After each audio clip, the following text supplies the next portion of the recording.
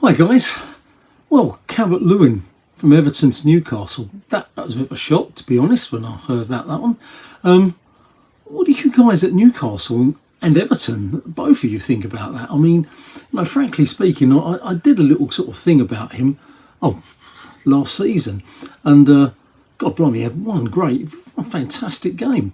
But I just want to think. I don't think for Newcastle that's moving forward, is it? I can't see that moving forward. It's not going one better than what you've already got.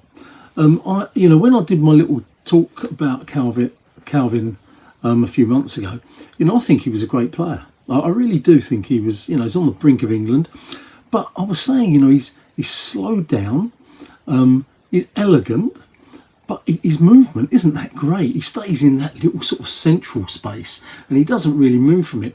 Long balls from the middle, he just wins everything. He's unbelievable in the air. But you know what? At corners and that dominant. Do you remember the Tony Hateleys and of the world? Coming really dominant. Don't care where they put their head in. He's not like that. He's brilliant in the air. He's scored some good goals, but he's not dominant. So I'm not quite sure what you're getting. He seems to be a bit slower as well. He's not fast. So what are Newcastle getting? You've got Isak. Can he play alongside Isak? The man for Isak to play off of? Or does that mean you're going to get rid of Isak? No way. I can see that happening. I don't see what he adds to Newcastle.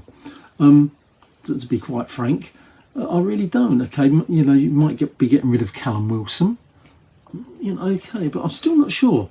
I don't think for you guys at Newcastle, where you got a really good team, got some really good players, that's not going that step further forward. As for Everton, what do you guys think about? My understanding is that he's a hero there. I mean, he's been a great servant for you guys. Before that injury, I feel a bit sorry. That injury took him out for how long? Virtually a season. He's never really got over it, in my opinion, but he's still a hero there. And what have you got up front? I can't remember the guy's name. Is it Notto or something? The Italian guy. He's big, he's strong, a bit faster. Can't put balls away, can't score.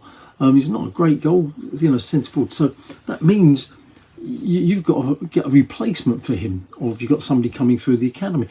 Everton supporters, I'd be a bit disappointed with that one. I know both teams have got these financial problems, and that might help sort it out.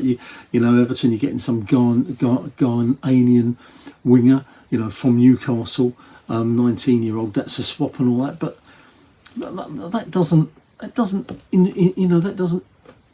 make your side any better. I'm not sure what your two teams are getting from this, actually. As far as Everton are concerned, you're getting rid of a centre forward that does a decent good job for you. You've got no one to replace him, so that you must have somebody coming through, I suppose. Are you happy? From Newcastle, are you happy getting somebody who I think's had his best days? I know he's not that old, but I think the injury has really created a problem. I did like him as a player, but I just think that injury has slowed him down now, and he's not the player he was. It was a senseless move. But anyway, life is life. What do we know? Sean Dyche knows something, and so does Eddie Howe. They're both good managers in their own right. They've both done great things for the club. So who am I to question them? I'd like to know what you supporters think, Newcastle and Everton especially. Okay, that's Football Chat Uncensored, Reno talking. Or Football Chat Uncensored UK if it's YouTube. Let's hear what you guys think. I'm finding it odd, that one. I find that an odd one from both sides.